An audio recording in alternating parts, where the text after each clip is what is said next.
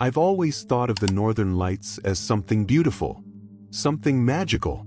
The way they dance across the night sky in vibrant greens and purples, lighting up the darkness of the Canadian winter. That's what brought me to Lake Louise in the first place. The promise of witnessing that ethereal glow against the backdrop of the Rocky Mountains. I should have known better. My name is Lucas, and I'm writing this from a small motel room in Banff, about 40 minutes from where it happened. My hands still shake as I type, and I keep checking the locks on the door every few minutes. The doctors say what I experienced was likely a combination of hypothermia and altitude sickness. A hallucination brought on by the extreme cold. But I know what I saw beneath those lights. What I heard in the silence of the snow. It was 3 nights ago. I'd been planning this trip for months. A solo adventure to capture the perfect photograph of the aurora borealis reflected in the frozen surface of Lake Louise. As a landscape photographer from Toronto, I'd shot plenty of Canadian wilderness before, but never the northern lights. This was going to be the centerpiece of my upcoming gallery exhibition. The Fairmont Chateau Lake Louise stood majestically against the mountains as I arrived, its windows glowing warmly against the cold darkness. I checked in, dropped my bags in my room, and immediately began preparing my equipment. The forecast predicted perfect aurora conditions for that night: clear skies, minimal moonlight, and high geomagnetic activity. "Heading out to shoot the lights?" asked Charlotte, the concierge, as I passed through the lobby with my tripod and camera bag. "That's the plan," I replied, adjusting my heavy parka. "Any advice for the best viewpoint?" Charlotte's smile faltered slightly. "Most guests watch from the comfort of their rooms or the terrace. It's supposed to drop to -30 tonight. I need to get out on the lake for the reflection shots," I explained. "Don't worry, I've got all the gear." She hesitated before responding. "Just don't go too far from the hotel, especially after midnight. The lake can be disorienting in the dark, even for experienced hikers." I laughed it off. "I've shot in worse conditions. I'll be fine." If only I'd listened. By 11 p.m., I was set up near the center of the frozen lake, tripod firmly planted in the snow, camera aimed at the northern sky. The temperature had indeed plummeted, but my excitement kept me warm. The hotel's lights glimmered behind me, and all around was silence, that perfect, absolute silence you only find in snowy landscapes. At first, nothing happened. Just stars twinkling in the clear night sky. Then, around midnight, a faint green glow appeared on the horizon. Slowly, it stretched upward, like ghostly fingers reaching for the stars. I started shooting immediately, adjusting my settings to capture the emerging spectacle. The lights grew stronger, pulsing with intensity one hadn't expected. Greens gave way to violets and blues, swirling together in hypnotic patterns. Through my viewfinder, I watched them dance, reflecting perfectly on the glassy surface of the frozen lake. It was everything I'd hoped for and more. That's when I heard it, a deep, resonant crack that seemed to come from everywhere at once. I froze, finger hovering over the shutter button. The sound echoed across the lake before fading into silence. "Just the ice settling," I muttered to myself, trying to calm my suddenly racing heart. Totally normal. But it wasn't normal. Because the crack came again, louder this time, followed by a low, vibrating hum that seemed to emanate from beneath my feet. I looked down and noticed something strange. The reflection of the northern lights on the ice was moving differently than the lights above. While the aurora pulsed and flowed in the sky, its reflection seemed to arrive. I took a step back, nearly tripping over my tripod. The humming grew louder, and I could feel it in my chest now, like standing too close to a massive speaker. The ice beneath me began to glow with its own light, not just reflecting what was above but producing something new, something different. That's when I made my mistake. Instead of running, I raised my camera and took a picture. The flash illuminated the ice for a split second, and in that moment, I saw them. Faces. Dozens of faces pressed against the underside of the ice, their features distorted in silent screams. Their eyes were black pits, their skin the pale blue of the deeply frozen. I stumbled backward, dropping my camera into the snow. The humming had stopped, replaced by a silence so complete it felt like pressure against my eardrums. Then the whispering began, soft at first, then growing in volume and intensity. Voices speaking words I couldn't understand but somehow knew were ancient. Hungry. The northern lights above had changed too. The beautiful, flowing ribbons had transformed into sharp, angular patterns that pulsed with malevolent purpose. They no longer looked like natural phenomena but like sigils or symbols being written across the sky. I turned toward the hotel, ready to abandon my equipment and run. But the Fairmont had disappeared. In its place was only darkness and swirling snow. I spun around, disoriented, trying to get my bearings, but the landmarks had vanished. There was only the ice beneath me and the twisted aurora above. A crack appeared in the ice near my feet, not a fracture from stress but a deliberate line being carved from below. It spread outward, forming a circle around me, and I could hear something moving beneath, scraping against the underside of my frozen platform. That's when Gabriel appeared. He stood about 20 meters away, a small boy, no more than 8 years old, wearing nothing but summer clothes, shorts and a t-shirt despite the killing cold. His back was to me. "Hey!" I called out, relieved to see another person despite the strangeness of his appearance. "We need to get out of here." Gabriel turned slowly. His face was normal, cherubic even, but his eyes reflected the northern lights, swirling with the same colors that painted the sky. When he spoke, his voice was layered with others, as if many people were speaking through him at once. "They've been waiting for you, Lucas," he said, his breath not fogging in the cold. "They've been waiting for someone to see them, to hear them." "Who has?" I managed to ask, though my lips were numb with cold and fear. Gabriel smiled, and his teeth were too many, too sharp. "The ones who came before. The ones who found the door beneath the lights." He pointed upward, and I followed his gesture automatically. The aurora had formed a perfect spiral directly above me, rotating slowly like a green and purple whirlpool in the sky. As I watched, transfixed, the ice beneath me groaned. "They opened the door," Gabriel continued, his voice growing distorted. "But they couldn't close it. Now they're trapped between. Not alive. Not dead. Just waiting." The circle in the ice around me began to sink, just slightly. I could feel it giving way beneath my boots, millimeter by millimeter. "And they're so hungry, Lucas," Gabriel whispered, suddenly right beside me though I hadn't seen him move. "They've been hungry for so long." I ran. I abandoned everything. My camera, my tripod, my pack, and just ran across the ice toward where I thought the shore must be. Behind me, I heard the ice shatter and a sound like water rushing upward, though what splashed onto the frozen surface around me wasn't water at all but something black and viscous that steamed in the cold air. Gabriel's laughter followed me, along with other voices joining in, rising to a cacophony that seemed to come from the lights themselves. The aurora descended, reaching down from the sky in tendrils of light that weren't light at all but something physical, something that could touch and grab and pull. I don't remember how I found the shore. Don't remember staggering through the snow toward distant lights that turned out to be a ranger station. The rangers found me collapsed on their doorstep, severely hypothermic, babbling about faces in the ice and lights that could reach down from the sky. They recovered my equipment the next day. My camera was there, the memory card intact. But when they looked at the photos, they found nothing unusual, just beautiful shots of the northern lights over a peaceful Lake Louise. Nothing, that is, except for the last image. The rangers didn't see anything strange in it, just a lens flare or a reflection on the ice. But I know better. In that final shot, if you look closely at the frozen surface of the lake, you can just make out a face looking up. It's my face. And tonight, the northern lights will appear again. I can feel them calling. I can hear them whispering even here, 40 kilometers away.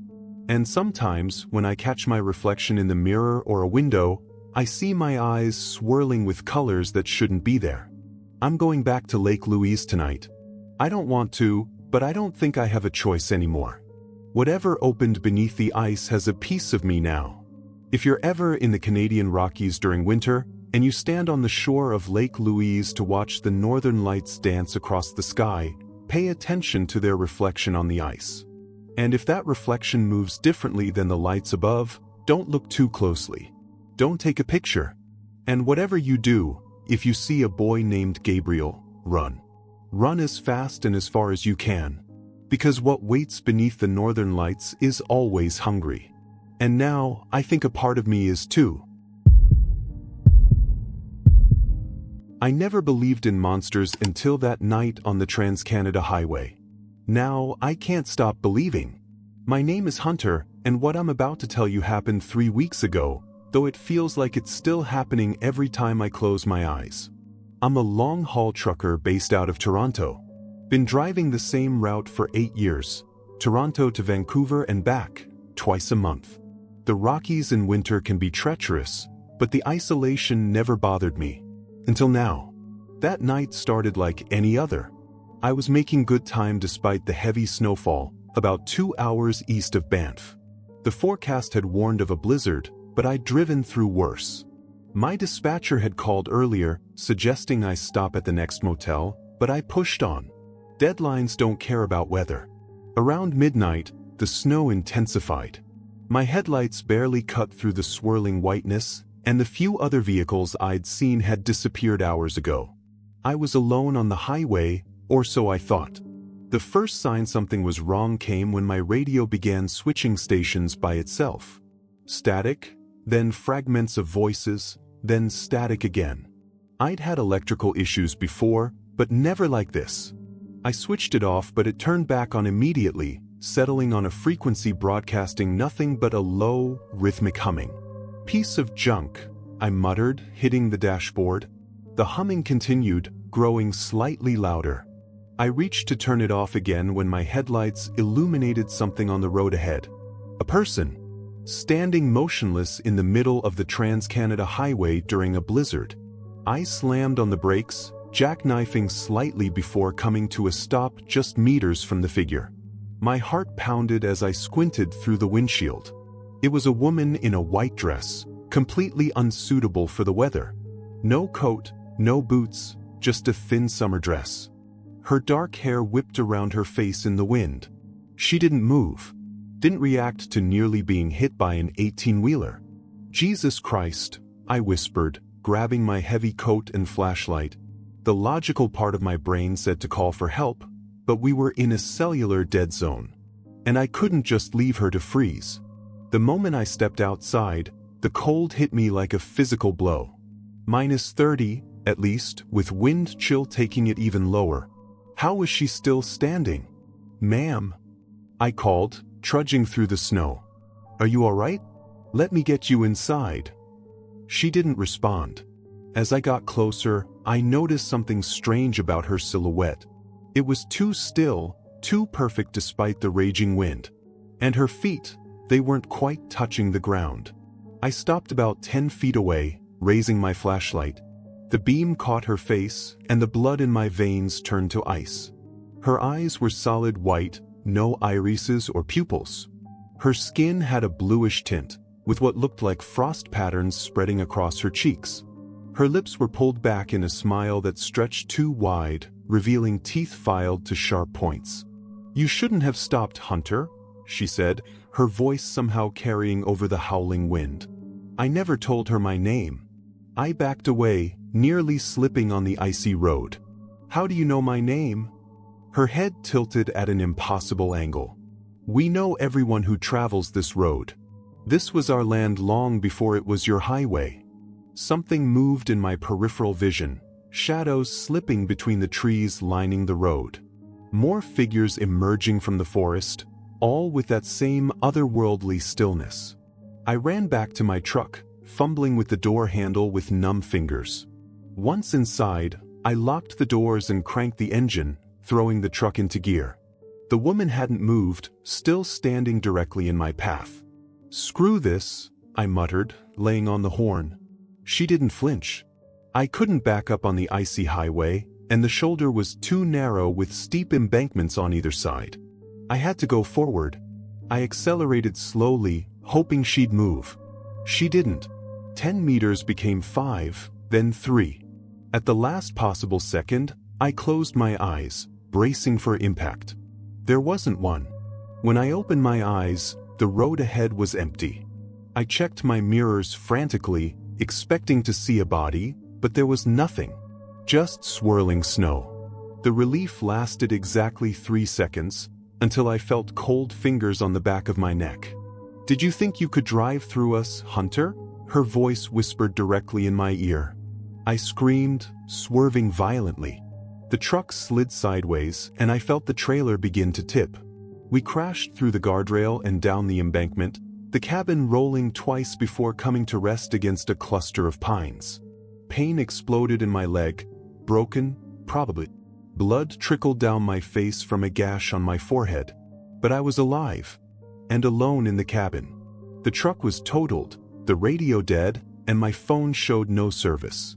Through the cracked windshield, I could see I'd rolled about 50 feet down from the highway. In the blizzard, with a broken leg, climbing back up would be nearly impossible. Then I saw the lights. Not headlights from the road, but small, blue-white orbs floating between the trees. They moved with purpose, weaving around trunks, coming closer. I tried starting the engine, but it was dead. The temperature in the cabin was already dropping rapidly. Without heat, in these conditions, I'd freeze within hours. A tapping sound came from the passenger window. The woman stood outside, still in her white dress, completely unaffected by the snow swirling through her. Behind her, more figures emerged from the darkness. Men, women, and children, all with the same white eyes and blue-tinged skin. "Let me in, Hunter," she said, her voice somehow clear through the glass. "We can help you." "Get away from me," I yelled, searching frantically for a weapon. I found my thermal flask and held it like a club. She laughed, the sound like breaking ice.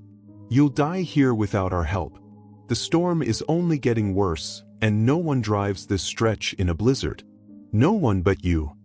One of the other figures, a young girl no more than 10, pressed her face against the glass.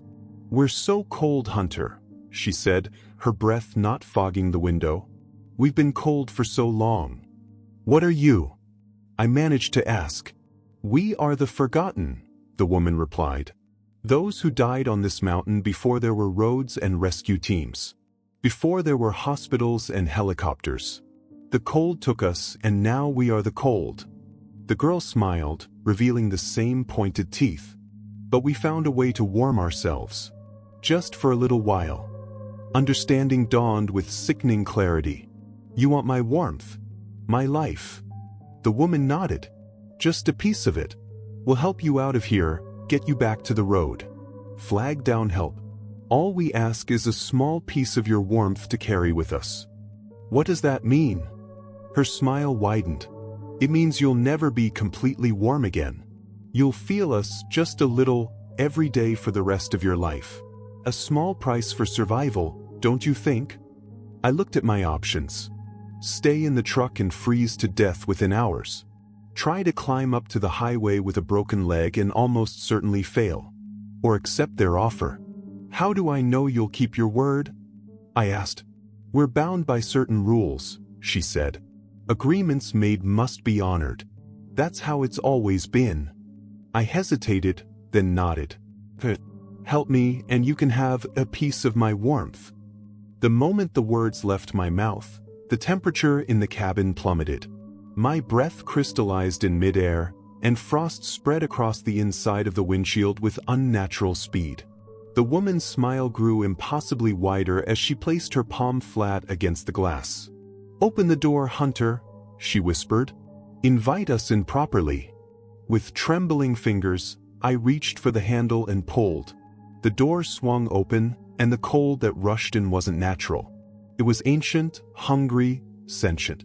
She leaned in, her face inches from mine. This close, I could see that what I'd taken for frost patterns on her skin were actually intricate, swirling symbols etched into her flesh. Her white eyes had pinprick pupils that glowed faintly blue. "A piece of your warmth," she said, placing her hand over my heart. "Freely given." The pain was immediate and extraordinary, like liquid nitrogen injected directly into my veins. I tried to scream but couldn't make a sound. My vision tunneled, darkness closing in from all sides.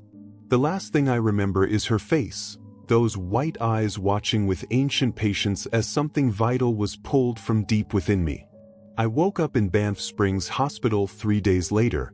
A snowplow driver had spotted me on the side of the highway, half buried in a snowdrift but still breathing. My truck was still at the bottom of the embankment, but I was somehow back on the road, with no tracks showing how I'd gotten there. The doctors called it a miracle. Said I should have died from exposure. They kept asking how I'd managed to climb back up to the highway with a compound fracture in my right leg. I didn't tell them about the woman or her companions. Didn't mention the deal I'd made. Who would believe me?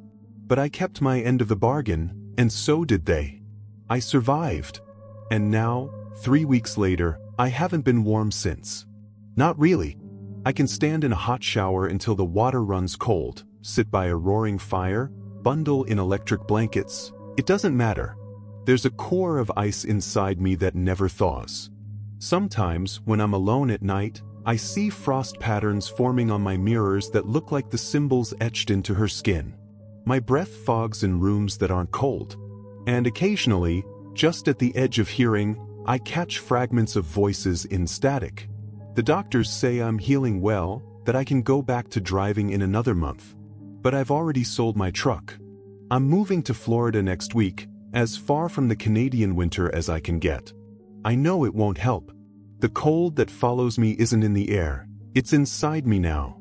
A piece of my warmth, freely given. A small price for survival, or so I thought. What I didn't realize, what they never explained, was how that piece would grow. How the cold would spread, day by day, claiming more of me.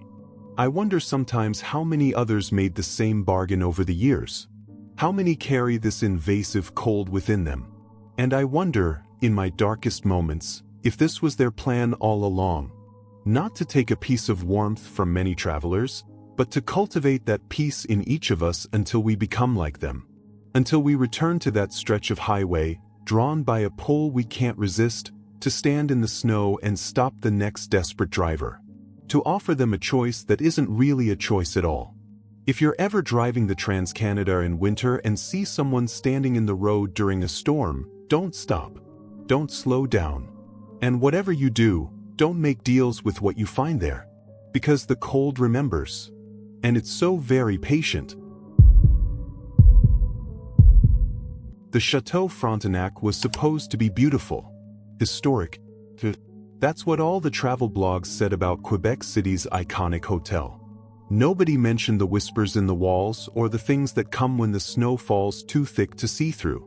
My name is Caleb, and 3 days ago, I checked into room 714. I haven't been the same since. I arrived in Quebec City for a winter conference. As a pharmaceutical rep from Toronto, I'd traveled all over Canada, but there was something special about Quebec in winter. The cobblestone streets of old Quebec dusted with snow, the French architecture frosted like a gingerbread village. Picture perfect. I'd splurged on the Chateau Frontenac. Might as well enjoy the view of the St. Lawrence River while expense accounting a business trip. The massive castle-like hotel loomed over the city as my taxi approached, its copper turrets and spires cutting against the darkening sky. Heavy snow had started falling, thick flakes swirling in the wind. The bellhop who took my bag mentioned a storm coming, the worst in 50 years, according to forecasts. "You picked an interesting night to arrive, monsieur," he said with a wry smile. "They're saying we might lose power." I checked in at the ornate lobby, admiring the polished wood and gleaming chandeliers. Classic luxury. Nothing remotely threatening. The clerk handed me my key card. Room 714, Riverview, 7th floor. "Just one suggestion," she said, her voice dropping slightly. "If you hear the pipes knocking tonight, don't worry. It's an old building, and the cold makes the metal contract." I nodded, thinking nothing of it. Old buildings have their quirks. That's part of their charm. The elevator climbed smoothly to the 7th floor. My room was at the end of a long corridor lined with identical doors and vintage sconces casting warm light on floral-patterned wallpaper. Perfectly normal. Perfectly safe. Room 714 was spacious, with a king bed, antique furniture, and a large window offering a stunning view of the frozen river below. I unpacked, showered, and ordered room service, a steak with a glass of Cabernet. The conference didn't start until morning, so I planned to enjoy the evening, review my presentation notes, and get a good night's sleep. That's not what happened. The storm hit around 10 p.m. Wind howled around the turrets of the hotel, rattling the old windows. Snow fell in thick sheets, obscuring the view until all I could see was white. The lights flickered once, twice, then stabilized. I was sitting at the desk, laptop open, when I first heard it. A soft tapping, like fingernails on the other side of the wall. Tap, tap, tap. Fuzz. Tap, tap, tap. Pipes, I muttered, remembering the clerk's words. I returned to my work. The tapping continued, moving from one wall to another. Behind the headboard. Beside the closet. Behind the bathroom mirror. Always the same rhythm. Tap, tap, tap. I tried to ignore it, but it grew more insistent, more deliberate. This wasn't the random knocking of contracting metal. This had pattern, purpose. At 11:30, the power went out. The room plunged into darkness, save for the ghostly glow of snow through the window.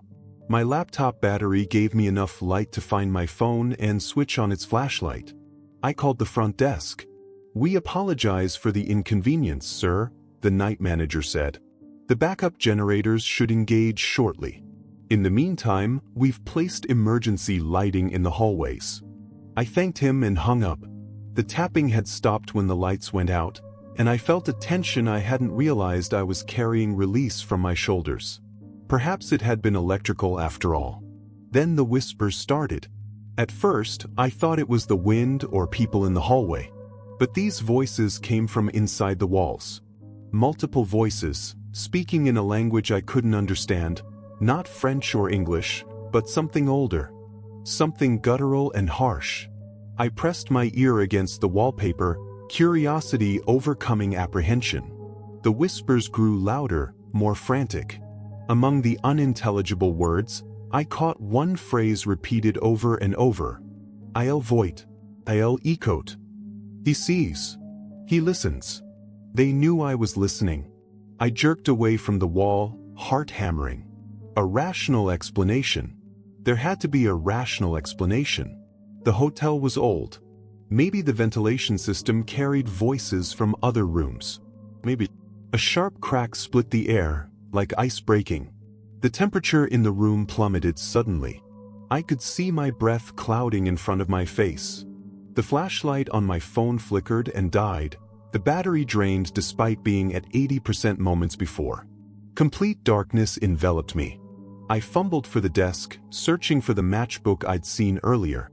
I found it, struck a match with trembling fingers, and lit the small decorative candle on the desk. The tiny flame cast long shadows across the room, transforming familiar furniture into crouching figures. And in that wavering light, I saw something that stopped my breath. The wallpaper was moving, rippling, bulging outward in places as if something behind it was pressing through. I backed toward the door, reaching behind me for the handle without taking my eyes off the wall. My fingers closed around the cold metal and I pulled. The door didn't budge. I yanked harder, panic rising in my throat. The door was locked or stuck or something else. Something worse. A seam appeared in the wallpaper, not where the strips met, but in the middle of an unbroken section. It widened slowly, like a mouth opening. Dark, viscous fluid seeped from the gap, dripping onto the hardwood floor. I screamed then, pounded on the door, shouted for help. But the storm outside swallowed my cries, and the whispers from the walls grew louder, drowning out my voice. From the open seam, something emerged. A hand. Bone-white and skeletal, with elongated fingers ending in points too sharp to be called nails. It groped blindly in the air, reaching, searching. I pressed myself against the door, as far from that questing hand as possible. The candle sputtered, threatening to go out. In that moment, I realized the hand was reaching for the light, trying to extinguish it. "Stay back!" I shouted, my voice breaking. "What do you want?" The whispers ceased abruptly. Then a single voice responded, directly beside my ear though there was no one there. "Sheila." More seams appeared in the wallpaper. More hands reaching through. I clutched the candle like a lifeline, knowing somehow that the flame was keeping them from coming fully into the room. One of the hands brushed against my ankle. The touch burned with cold so intense it felt like a branding iron. I jerked away, bumping into the desk, nearly dropping the candle. My mind raced. If the door wouldn't open, the window might be my only escape. But I was 7 stories up, with a blizzard raging outside. Jumping would be suicide. The hands were emerging farther now, followed by thin, emaciated arms mottled with black frost. I heard tearing sounds as the wallpaper gave way in more places. That's when I noticed the thermostat on the wall. An old-fashioned dial model, not connected to the electrical system. If they wanted heat, I lunged for it, twisting the dial to its highest setting. Immediately, the ancient radiator beneath the window clanked and groaned. The whispers became agitated, angry. I backed up to the window, keeping the candle in front of me like a weapon. The hands retreated slightly, curling in on themselves as the room slowly began to warm. "You want heat?" I shouted. "Is that it? You're cold?" The single voice answered again. "Toujours froid. Depuis 1912. Always cold. Since 1912. I remembered reading something about the hotel's history, a fire in 1912 where several construction workers had been trapped behind newly installed walls. The official record said they'd escaped, but legends suggested otherwise. The radiator rattled louder as it pumped heat into the room. The hands withdrew further into the tears in the wallpaper, but they didn't disappear. They were waiting, watching. I made a desperate decision. Moving as quickly as I dared, I grabbed my jacket and tied it around my face as a makeshift mask. Then I took the candle and held it against the edge of the drapes. The fabric caught immediately, flame racing upward. Smoke billowed as the fire spread to the valance. The sprinkler system would activate. People would come. But nothing happened. No alarms, no sprinklers. Just the growing fire and the whispers that had become a rhythmic chant. "Sheila, Sheila, Sheila." The hands emerged again, but not reaching for me now. They reached for the flames, caressing them lovingly, drawing them into the tears in the wallpaper. The fire should have consumed the paper, the walls, the entire room. Instead, it flowed like water into the openings, disappearing into whatever space existed beyond. The temperature rose dramatically. Sweat poured down my face as I crouched by the door, watching in horrified fascination. The flames vanished completely into the walls, leaving no trace of fire or smoke behind. The tears in the wallpaper sealed themselves, the paper unblemished as if never damaged. And the whispers changed. No longer harsh and desperate, they became soft. Almost contented. Like sighs of relief. The lights flickered back on. The door handle turned easily in my grip. The hallway beyond was normal, with other guests emerging from their rooms, grumbling about the power outage. I spent the night in the lobby, too terrified to request another room, too shaken to explain what had happened. In the morning, I checked out, claiming a family emergency.